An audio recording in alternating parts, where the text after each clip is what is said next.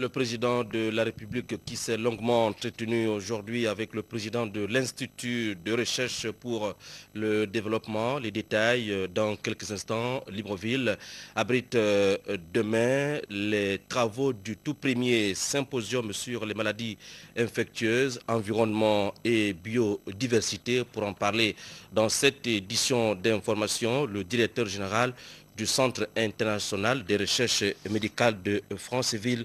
Nous parlerons également dans ce journal de l'arrivée de la fibre optique à Libreville. Le ministre de la Communication, de la Poste et de l'économie numérique, Paul Ndongema, était sur les lieux. Législative du 17 décembre prochain, plusieurs partis se positionnent déjà. La dernière position, celle de l'UPG, a été enregistrée aujourd'hui en fin de matinée. L'UPG, parti cher au défunt Pierre Mamboundou, ira bel et bien aux élections de cette fin d'année. Madame, Monsieur, bonsoir et merci de renouveler votre confiance à la télévision gabonaise en ouverture de ce journal. Cette communication qui nous émane du secrétariat général du Conseil des ministres qui annonce que sous la haute présidence de son Excellence Ali Bongo Ondimba, président de la République, chef de l'État, le Conseil des ministres se tiendra demain, vendredi 4 novembre 2011 à 10h précises dans la salle habituelle au palais de la présidence de la République. Tous les membres du gouvernement présents sur le territoire national doivent prendre part à cette très importante réunion. Nous y reviendrons avant la fin de ce journal. Je vous l'ai dit, audience au palais présidentiel ce matin. Son Excellence Ali Bongo Ondimba a longuement échangé avec le président de l'Institut de recherche pour le développement. Le patron de l'organisme français a été introduit au cabinet du chef de l'État par l'ambassadeur de France au Gabon. Presse présidentielle, bienvenue Minko. Le président de l'Institut français de recherche pour le développement est venu parler coopération scientifique et développement avec le chef de l'État. Une rencontre empreinte de convivialité. Un échange tout d'abord extrêmement chaleureux où le chef de l'État nous a rappelé sa vision de ce que la recherche et la science pouvaient apporter au développement, en particulier sur des enjeux extrêmement importants pour un pays comme le Gabon, la santé tout d'abord, puisque vous le savez, nous sommes impliqués au CIAMF à Libreville depuis des années. Mais aujourd'hui, dans le contexte de la création de cette agence, AGEOS, qui concerne la surveillance de la forêt, la surveillance de l'environnement et tout ce qui touche au changement climatique. Pour les deux hommes et l'assistance, l'heure était donc aux enjeux de développement de l'heure, notamment à la politique environnementale du président de la République pour le Gabon, pays équatorial, couvert de forêts à plus de 80%. Le président de la République a lancé ici un plan climat et il faut suivre bien sûr l'évolution de la forêt qui est vous le savez, la forêt c'est un véritable poumon et c'est un organisme biologique vivant et il faut surveiller cet organisme de très près pour voir la capacité à polluer, pour voir les régulations qui s'opèrent, pour voir toute la ressource en eau, la biodiversité également qui est contenue dans ce massif forestier. Vous le savez, la forêt tropicale humide ici d'Afrique centrale, c'est le deuxième grand massif dans le monde forestier. Grâce à son action de recherche, de formation et d'innovation en partenariat, l'Institut de recherche pour le développement couvre une monde. Je voulais également annoncer l'Institut français du Gabon, l'ex-CCF, abrite demain le premier symposium sur les maladies infectieuses, environnement et biodiversité. 4 sessions et 18 présentations sont au programme avec au total 200 délégués qui viennent d'Afrique, d'Europe et des États-Unis. Voici l'avant-première dans ce reportage de Marie-Josée Ndombi de notre rédaction. De l'émergence des maladies est une conséquence qui résulte des interactions entre hôtes et pathogènes. C'est donc pour mieux comprendre la problématique entre facteurs environnementaux, santé humaine et santé animale, que le Centre international de recherche médicale de Franceville, en collaboration avec le gouvernement gabonais et en partenariat avec la France, organise ce premier symposium qui va permettre aux spécialistes d'appréhender au mieux les causes et les réponses à apporter face à l'évolution des pathogènes. Sur le plan scientifique, les réflexions seront axées sur les risques zoonotiques et la médecine de la conservation, les arboviroses, les fièvres hémorragiques, les syndromes neurologiques, leurs vecteurs, leur environnement, les stratégies de mise en évidence du risque d'émergence, les outils de contrôle de lutte et de veille. Sur le plan des politiques scientifiques, les discussions seront orientées sur le rôle des centres de recherche et le partenariat public-privé. Rappelons qu'au cours de la rencontre de Libreville, il sera décerné 2 prix jeunes chercheurs, le prix Fondation Total et le prix Ali Bongo Ondimba par l'État gabonais. Et pour compléter Marie-Josène Dombi, nous recevons sur ce plateau le directeur général du Centre international de recherche médicale de Franceville, Dr Jean-Paul Gonzalez. Dr Gonzalez, bonsoir. Bonsoir. Alors, les objectifs de ce premier symposium, on peut en savoir un peu plus? Bien entendu, les objectifs, donc ce premier symposium sur les maladies infectieuses, l'environnement et la biodiversité, a pour but essentiel de faire rencontrer les grands spécialistes dans le domaine, donc des maladies nouvelles, des maladies qui apparaissent de plus en plus, et de réfléchir sur les fonctionnements, les mécanismes par lesquels donc ces maladies apparaissent, et évidemment trouver les solutions.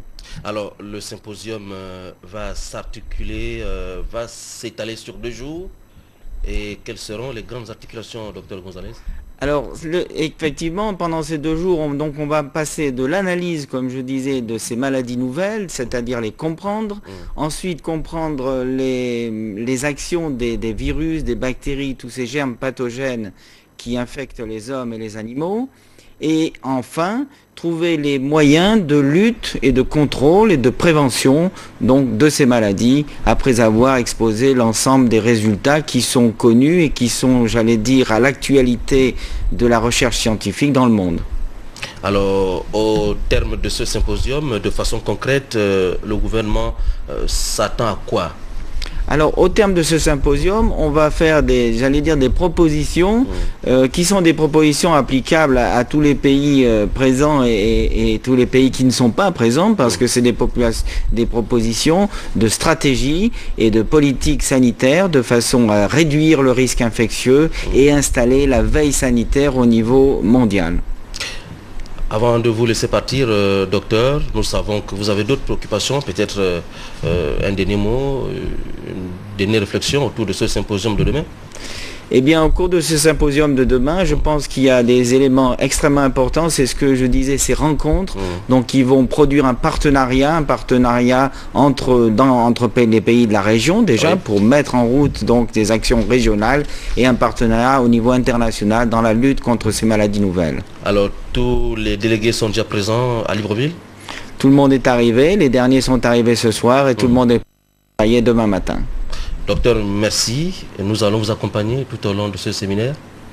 Merci. Vous restez avec nous pour suivre cette autre actualité concernant plus précisément les évacuations sanitaires assurées par la CNEM-GS, assurées par Carthage Assistance, un opérateur spécialisé dans l'assistance médicale. Le sujet a fait l'objet d'une importante séance de travail à la Caisse nationale de sécurité sociale. Rodrigue Tessamouanga pour les détails. Le général de la CNAM-GS a dirigé les travaux. D'un côté, les techniciens de l'institution sociale, de l'autre, Nejib Soussia, le président directeur général de Carthage Assistance. Un seul point focalise les échanges, les évacuations sanitaires des assurés de la Caisse nationale d'assurance maladie et de garantie sociale. Nous avons aussi fait le tour des différentes questions liées aux évacuations sanitaires des patients qui nous ont été confiés par la CNAM-GS. Nous avons vu donc les axes d'amélioration qui étaient possibles. Et enfin, nous avons là aussi ouvert des perspectives de développement de notre collaboration et de l'étendre au-delà de l'évacuation sanitaire vers d'autres projets qu'il y a un petit peu tôt pour en parler aujourd'hui, mais qui nous paraissent aller vraiment dans le sens de l'intérêt de toutes les parties, et en tout cas qui vont dans le sens de l'amélioration des conditions de prise en charge des Gabonais, non pas seulement à l'étranger, mais aussi au Gabon. Ici, on a passé au peigne fin tous ceux qui participent au bon fonctionnement du partenariat. Les dossiers ont été bien pris en charge de part et d'autre, aussi bien à Libreville qu'à Tunis. Donc ça c'est un sentiment de grande satisfaction. Nous avons compris les exigences de la CNAMGS et nous allons y coller. Une mise au point qui arrive à point nommé et qui a permis aux responsables de la CNAMGS d'être mieux édifiés. Intéressons-nous à un autre pan de l'actualité nationale avec notamment le secteur agricole qui renforce ses capacités opérationnelles. Le dit secteur vient de recevoir plusieurs lots de matériel roulant. C'est un matériel livré par la société d'importation et de vente de véhicules, une cérémonie sympathique présidée par les autorités du ministère de l'Agriculture. Adeline Zangueyi, Christian Maïnda de notre rédaction. Cette dotation de matériel agricole roulant vient ainsi renforcer les capacités opérationnelles dans l'exploitation agricole au Gabon. Ce matériel est composé essentiellement de 11 tracteurs d'une valeur de plusieurs millions de francs CFA, comme le précise ici le directeur général Arnaud Pignon. La particularité de ces produits-là sont des produits qui sont très simples, donc facile d'utilisation et facile d'entretien. C'est pour cela que nous avons opté pour cette gamme-là. Les tracteurs de John Deere vont jusqu'à des puissances de 200-300 chevaux. On n'en est pas là. Nous commençons déjà avec des petits tracteurs robustes et fiables et faciles d'entretien. Pour le ministre de l'Agriculture, M. Raymond Dongsima, l'acquisition de ce matériel roulant rentre dans la droite ligne de la politique du gouvernement d'augmenter les performances de notre agriculture. Nous avons passé des appels d'offres pour acquérir du matériel agricole et notamment des tracteurs. J'insiste beaucoup sur ce point. Les matériels que vous avez ici ont été acquis sur les budgets de l'exercice 2010 dans le cadre d'un appel d'offres qui a été gagné par APC et qui nous permet aujourd'hui de réceptionner ce matériel. Ce n'est pas un arrangement entre le ministère de l'Agriculture et la société, c'est un appel d'offres qui a permis d'acquérir le matériel au meilleur prix, c'est-à-dire en tenant compte du cahier des charges que nous avions défini. Et ce cahier des charges prévoyait des matériels d'une certaine puissance et des équipements complémentaires que vous voyez derrière qui sont des charrues permettant de faire certains travaux agricoles. Quelle est la destination de ces matériels? Ces matériels vont aller dans les différentes provinces agricoles, c'est-à-dire à l'intérieur du Gabon, dans l'Angouni et Nyanga, dans le Gouelolo, le Haut-Ogoué, dans le Welentem, le Goué-Vindo, etc. De façon que petit à petit, les populations commencent à utiliser du matériel permettant de préparer du terrain d'une façon un peu plus professionnelle. Il est à rappeler que l'objectif du gouvernement est de conduire le Gabon vers l'autosuffisance alimentaire. Je vous l'ai dit en titre, arrivé dans la capitale gabonaise du câble sous-marin encore appelé fibre optique. Sa connexion est faite avec la capitale gabonaise depuis la Sablière. Pour se rendre compte, le ministre de la Communication, de la Poste et de l'économie numérique, M. Paul Ndongema, s'est rendu sur le lieu. Notons que sa mise en service ne saurait tarder. Yves Oyono. Lancé le 23 novembre 2010 par le ministère de la Communication et de l'économie numérique, le vaste projet de fibre optique Africa Coast to Europe se fait réalité. Sur cette plage, 2 membres du gouvernement sont venus constater l'état de l'avancement du chantier. Françoise Assangonobam et Paul Ndongema suivent les explications des techniciens. Dans le cadre de notre politique de l'émergence, le Gabon met en œuvre ce que nous appelons le plan Gabon numérique, qui n'est rien d'autre que notre cyberstratégie nationale. Et cette cyberstratégie nationale intègre un certain nombre d'infrastructures. L'une des infrastructures, c'est effectivement la large bande, qu'on appelle encore le mégabit, parce que c'est de très ultra haut débit. C'est à partir de ce bateau tablier que le long câble a débarqué à Libreville, au large de la Sablière. C'est un support de transmission de données qui augmente la capacité par rapport à la DSL et qui va au-delà. Il faut imaginer une autoroute avec des milliers et des milliers et des milliers de routes par rapport à ce que nous avons à l'heure actuelle.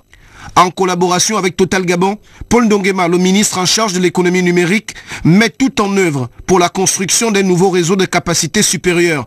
Le câble sous-marin ACE touchera d'abord Libreville et Port-Gentil. Dans son programme de société, le président avait préconisé l'accès universel de toute la population aux technologies de l'information et de la communication et à moindre coût.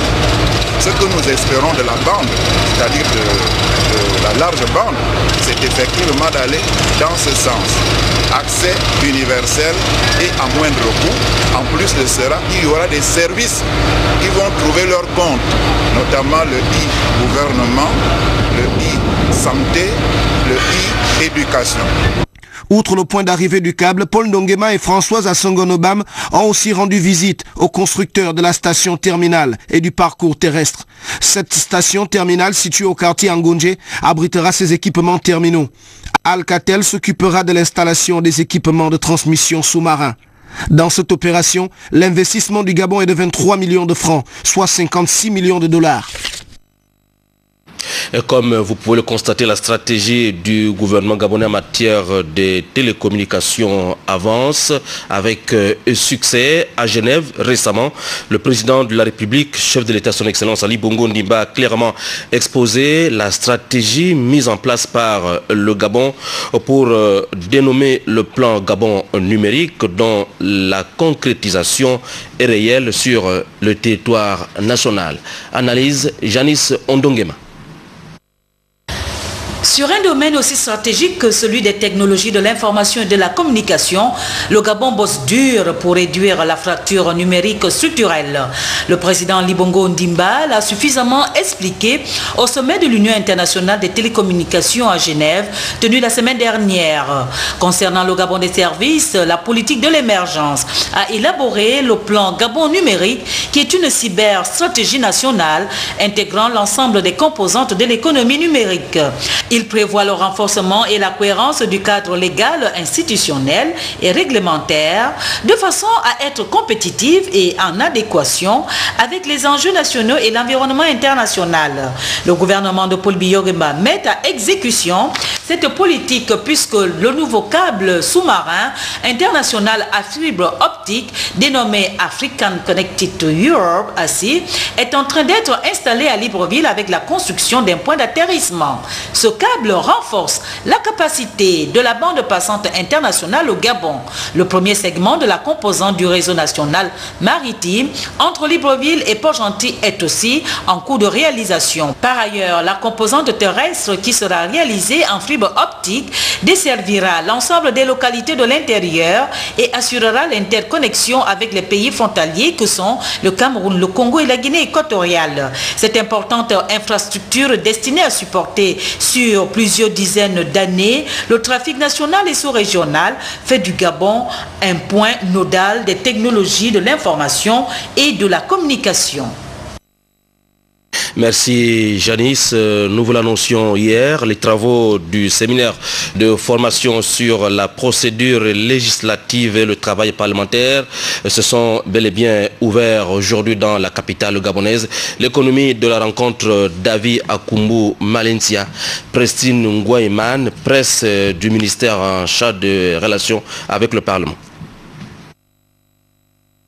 C'est au nom d'Aurélien Ntuntum, ministre des Relations avec le Parlement empêché, que le secrétaire général adjoint 2 du dit département ministériel a procédé à la cérémonie d'ouverture des travaux du séminaire de formation sur la procédure législative et le travail parlementaire à l'intention des gestionnaires de l'administration publique.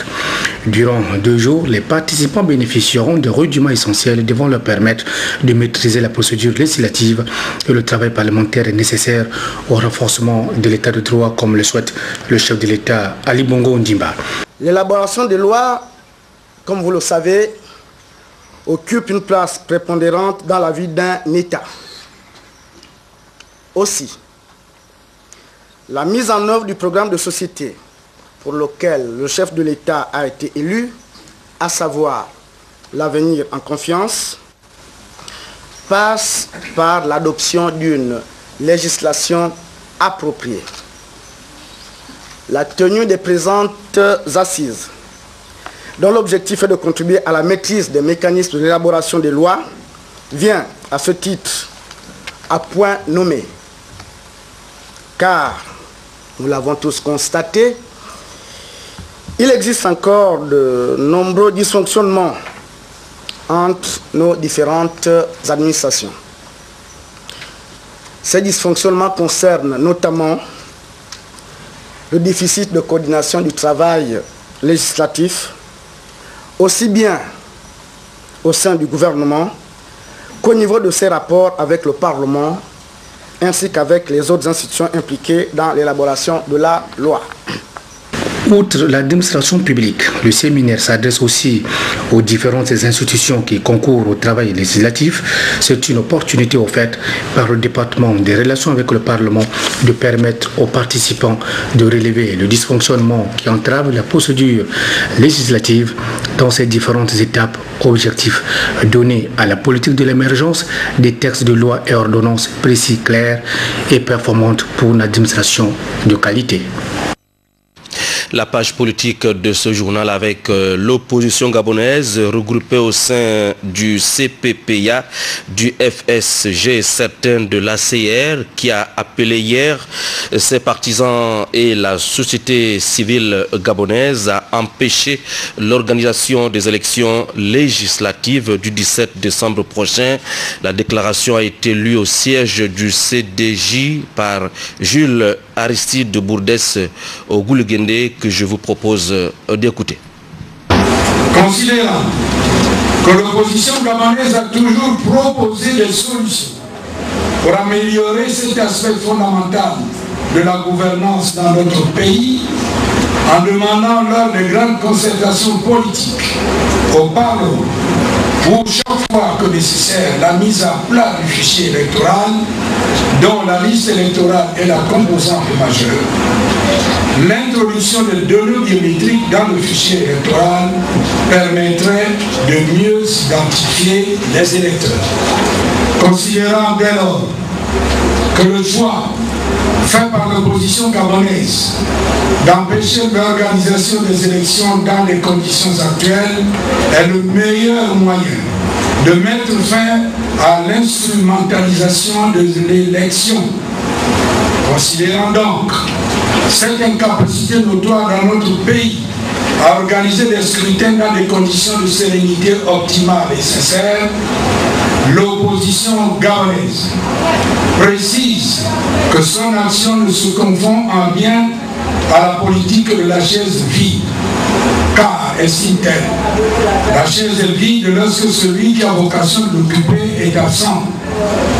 Il y a absence également de chaise vide lorsqu'une présence ne sert à rien, lorsqu'elle ne peut en rien influencer le cours des événements qui se déroulent sous ses yeux. C'est très exactement le cas de l'opposition actuellement à l'Assemblée nationale.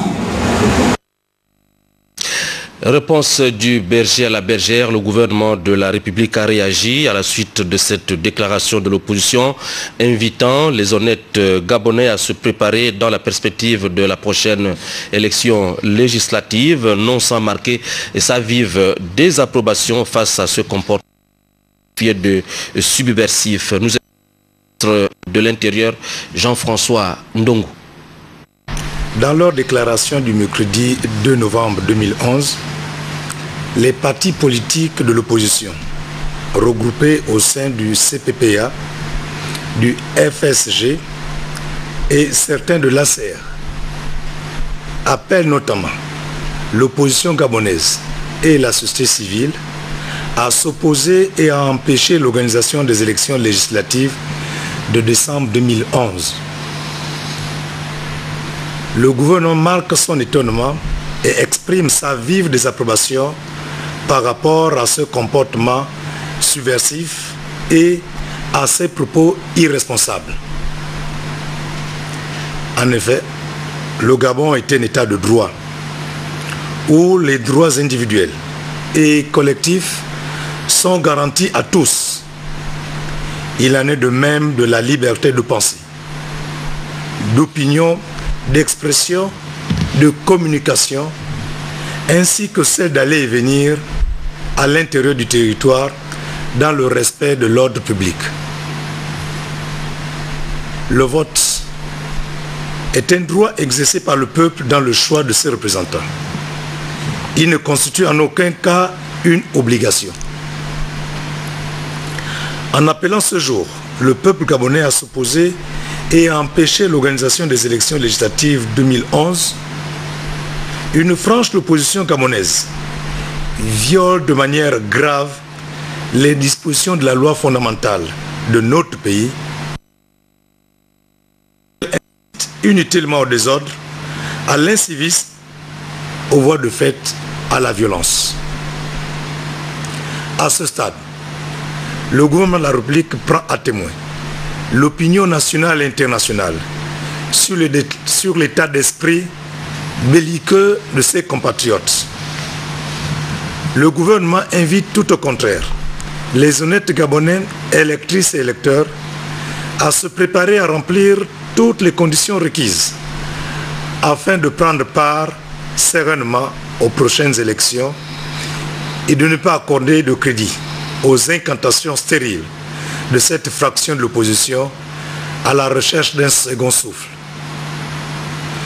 Le gouvernement saisit par ailleurs cette occasion pour réaffirmer une fois de plus au peuple gabonais ainsi qu'aux partenaires internationaux sa ferme détermination d'organiser les prochaines élections législatives de manière juste, transparente et crédible. Fait à Libreville le 2 novembre 2011. L'union du peuple gabonais, cher au regretté Pierre Mamboundou, ira bel et bien aux urnes le 17 décembre prochain. La déclaration a été faite cet après-midi sur nos antennes par le secrétaire exécutif de l'UPG, Mathieu Mbumba Nzengi. Nous l'écoutons. Mesdames, Messieurs, la disparition d'un leader charismatique entraîne forcément pour la structure qu'il laisse une période de turbulence. L'union du peuple gabonais a été fortement secouée par la disparition tragique de son président, M. Pierre Mamboundou. Le président Mamboundou a fort heureusement laissé une maison dont les fondations sont solides. Ces fondations permettent aujourd'hui au parti de prendre toutes les mesures qui s'imposent pour que l'œuvre qu'il a laissée continue de prospérer. L'UPG entend demeurer un parti phare de l'opposition gabonaise. Le combat mené par le président Mamboundou au niveau de la transparence électorale, de la biométrie et de l'état de droit ne pourra être conduit à son terme que si l'union du peuple gabonais est représentée à l'Assemblée nationale. C'est pour cela que le Conseil du secrétariat exécutif s'est réuni ce jour 2 novembre 2011 pour arrêter par vote la position du parti par rapport aux élections législatives du 17 décembre 2011. 30 membres du Conseil du secrétariat exécutif ont pris part au vote à bulletin secret. 16 ont été en faveur de la participation du parti aux élections. 13 en ont exprimé un avis défavorable. Un seul membre s'est abstenu. Le Conseil du secrétariat exécutif déclare en conséquence, ici et maintenant, que l'Union du peuple gabonais prendra part aux prochaines élections législatives. Aussi, l'Union du peuple gabonais met-il le gouvernement face à ses responsabilités pour que ces élections soient organisées dans la transparence afin d'éviter des lendemains tumultueux. Fête à Libreville, le 2 novembre 2011, pour le Conseil du secrétariat exécutif, le secrétaire exécutif Mathieu Mbumba Diengi, je vous remercie. Pour sa part, le président fondateur du Centre des libéraux réformateurs, le général Jean-Boniface Asselé, était hier face à la presse à la faveur d'une conférence de presse avec les hommes et femmes des médias. Jean-Boniface Asselé est revenu sur les enjeux de la prochaine élection législative, des rapports de la majorité républicaine pour l'émergence et sur les questions d'actualité. Joseph Biogué, Prosper Mbemba Matembe. L'homme s'est rarement prêté à ce genre d'exercice depuis plus d'une décennie. Face à la presse nationale et internationale, le président du CLR a tout d'abord brossé l'état des lieux de la majorité républicaine à la veille des législatives en perspective. Pour le général Asselé, le schéma proposé par le PDG favorise davantage cette formation politique.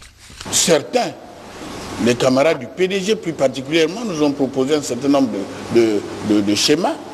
Et celui qui m'a le plus fait mal, c'est celui de dire, bon, le PDG a ses 83 députés, le CLR a ses 2 députés, le PGCI a son député, l'ADER a ses 4 députés, le RPG a ses 6 députés. Bon, on va garder nos députés. On ne présente pas des candidats sur ces sièges-là. Maintenant, on va se battre sur les 20 autres députés qui restent, les sièges qui restent. C'est-à-dire le PDG qui a 83 se bat encore sur les 20 par rapport au CLR qui n'en a que 2. Moi, j'ai pris la parole pour dire, mais enfin, et les autres partis. La répartition des sièges à conquérir par les uns et les autres n'étant pas du goût de tous, la majorité républicaine serait-elle au bord de l'implosion à quelques semaines du début de la campagne? Réponse de Jean-Boniface Asselé. Je dirais simplement qu'il faut être patient. Les sauts d'humeur, quelquefois, ne conduisent pas à des solutions véritables. Moi, j'espère toujours, j'ai l'espoir qu'ils vont changer. Ce sont tout simplement des petits égoïsmes qui font que quelquefois ça ne marche pas. Mais on va régler ça. Je crois que la majorité ne va pas éclater et nous n'avons pas vraiment intérêt à la faire éclater. Cela dit, quel discours au CLR tiendra-t-il pour conquérir l'électorat? Le débat de fond, c'est le débat que nous allons mener pendant notre campagne, c'est aider le président Ali à vraiment réaliser son programme. Qui se réalise? Ce n'est pas facile parce qu'il a d'abord eu un héritage difficile.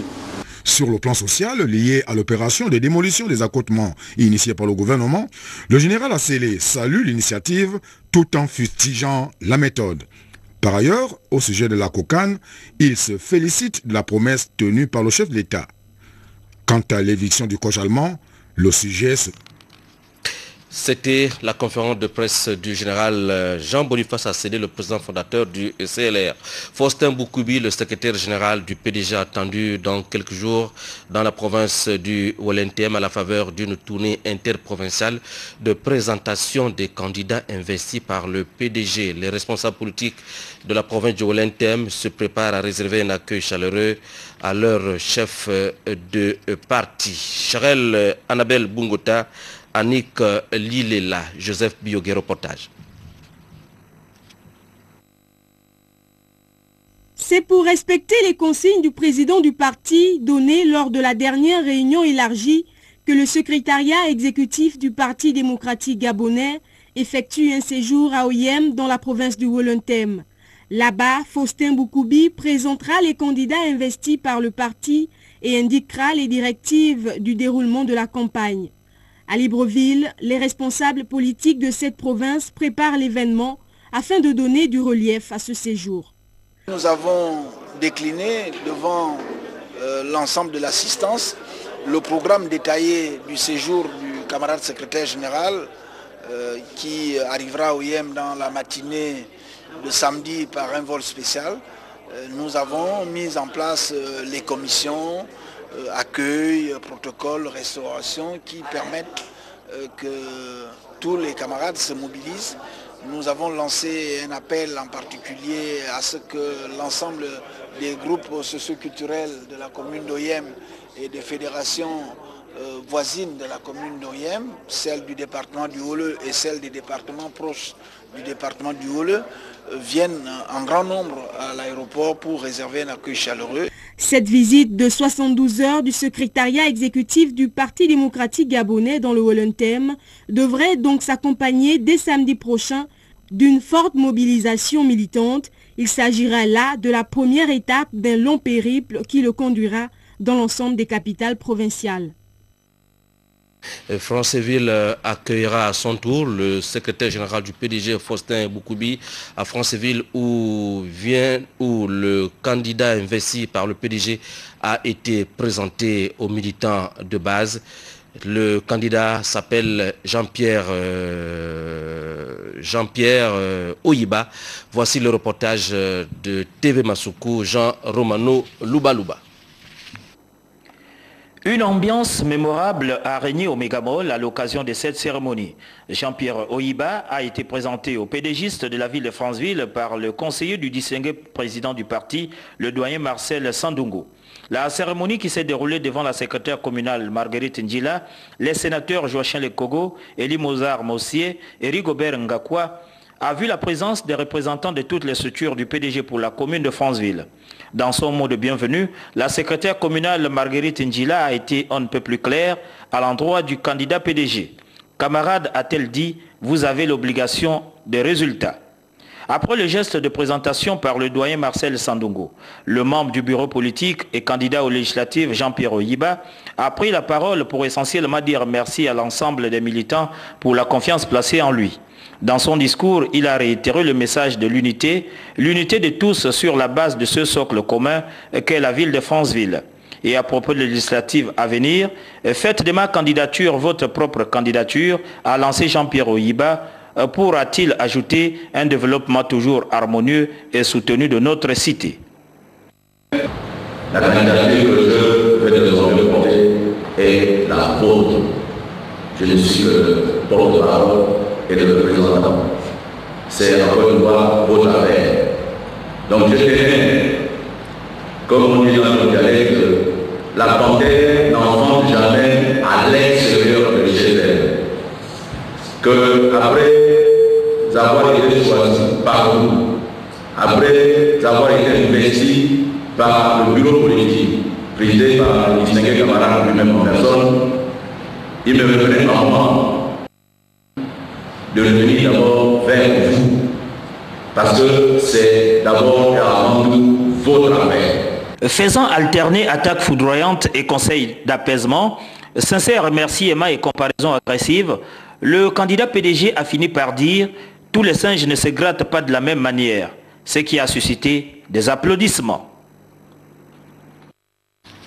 Voilà, c'était la présentation du candidat Jean-Pierre Oyiba du PDG, candidat aux élections législatives pour la commune de Franceville. Le président de la commission électorale nationale autonome et permanente informe les membres des bureaux des commissions électorales locales que la Cour constitutionnelle recevra leur serment le samedi 5 novembre 2011 à partir de 10h.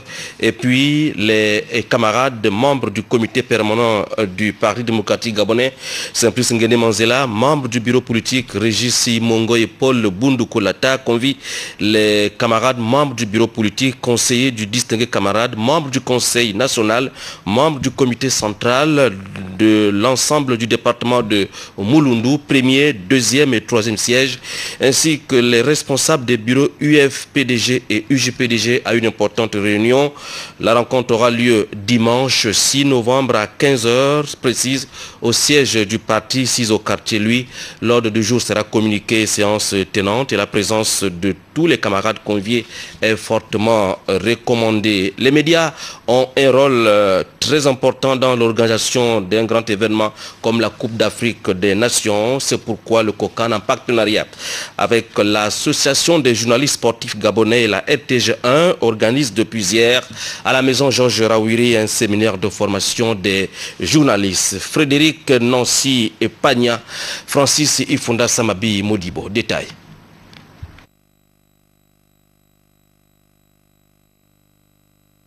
Une couverture médiatique d'envergure, ce séminaire est opportun à moins de 80 jours de la CAN Orange 2012.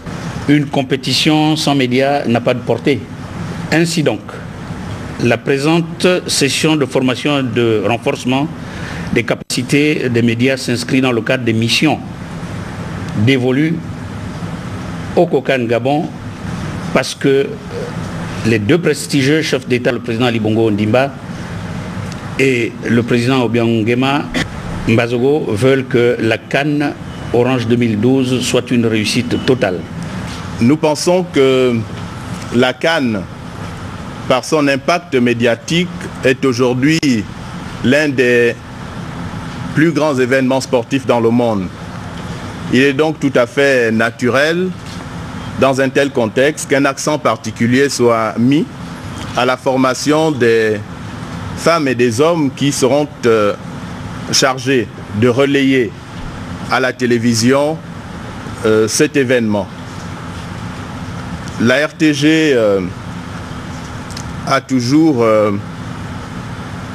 fait la preuve de son implication en ce qui concerne les événements sportifs à l'échelle nationale, et nous avons une forte ambition, d'autant que nous constituons aujourd'hui l'un des principaux médias en charge justement de la couverture de cet événement dans notre pays.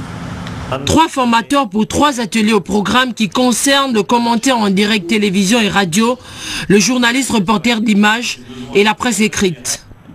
Couvrir une compétition internationale comme la CAN, c'est l'objectif principal de ce séminaire.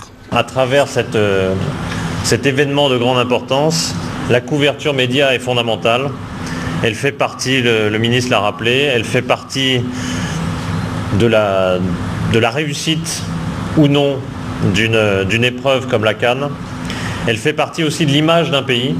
Ça a un impact considérable. Cette formation des journalistes sportifs s'achève ce samedi. Une deuxième session est prévue en décembre prochain. Nancy, merci pour la boucle de ce journal. Sur ce plateau, Wara Magali, elle est chargée de mission Gagui COCAN 2012. Madame Wara Magali, bonsoir. Bonsoir. Vous êtes là pour nous annoncer la prochaine étape de Gagui dans le cadre de ce tournée interprovincial. Exactement, c'est-à-dire que c'est la poursuite de la caravane qui avait commencé à Libreville. Et là, nous allons enchaîner par Lambaréné, par Mouila et par Tchibanga. Lambaréné, c'est pour quand? Alors Lambaréné, ce sera fait autour du 4 décembre, mais le concert se fera le 5 décembre. Il s'agira pour Gagui de tourner dans la ville, de se faire connaître, de s'approcher des populations et de clôturer cette manœuvre par un concert. Alors c'est quoi en fait les temps forts, n'est-ce pas, de la présence de Gagui en province? Les temps forts, en fait, Gagui ne s'est pas présenté à l'intérieur du Gabon. Oui. Gagui s'est uniquement présenté à l'estuaire, à Libreville. Oui. Donc, nous tenons à ce que Gagui soit comment dire, appartiennent au Gabon tout entier, de même que cette CAN est également un événement national. Donc je pense que les temps forts, ce sera cette rencontre avec les populations, ce sera cette rencontre également avec les autorités pour que vraiment on réalise à l'intérieur du pays également que la CAN est en train d'arriver et que Gagui appartient à tout le monde. Alors un dernier mot en direction des populations de Lambaréné. Tout ce que je dirais d'abord avant tout, c'est de remercier les autorités qui vont nous recevoir pour cette caravane, mais également qu'ils soient présents, qu'ils accueillent vraiment avec beaucoup de joie, mais également avec beaucoup de passion et d'attente Gagui pour cet échange qui va se faire. Magali, merci d'être passé. Le COCAN vous remercie. En prélude à l'arrivée très prochaine du président de la République, son Excellence Ali Bongo Ndimba, dans le département du Komo-Monda, visite qui rentre dans le cadre de la tournée républicaine que la province de l'Estuaire abritera du 14 au 18 novembre prochain. Le député du premier siège du département du Komo-Monda, l'honorable Julien Koré-Bekale, effectuera une tournée d'information, de sensibilisation et de mobilisation dans sa circonscription politique à partir de demain 4 novembre, et c'est là jusqu'au dimanche 6 novembre prochain. Le programme est le suivant: 9h30, 11h, demain, axe Ayémé Plaine et Maritime, 12h, 18h, axe Atanga, samedi 5 novembre, 9h30, 18h, commune d'Ontoum, dimanche 6 novembre, axe Dongila. Compte tenu de l'objet de cette tournée, la présence de tous est vivement souhaitée. Enfin, sous la haute présidence de son Excellence Ali Bongo Ondimba, président de la République, chef de l'État, le Conseil des ministres se tiendra demain, vendredi 4 novembre, à 10h précises dans la salle habituelle au palais de la présidence de la République. Tous les membres du gouvernement présents sur le territoire national doivent prendre part à cette très importante réunion. Communiqué signé du secrétaire général du Conseil des ministres, Thérèse Chantal Akousso. Nous sommes arrivés à la fin de ce journal que coordonnaient Benjamin Evinibiné et Yolande Ekwara, journal réalisé par Pierre-Charles Savage au Lago Vandi. Merci de m'avoir regardé. À très bientôt sur nos antennes.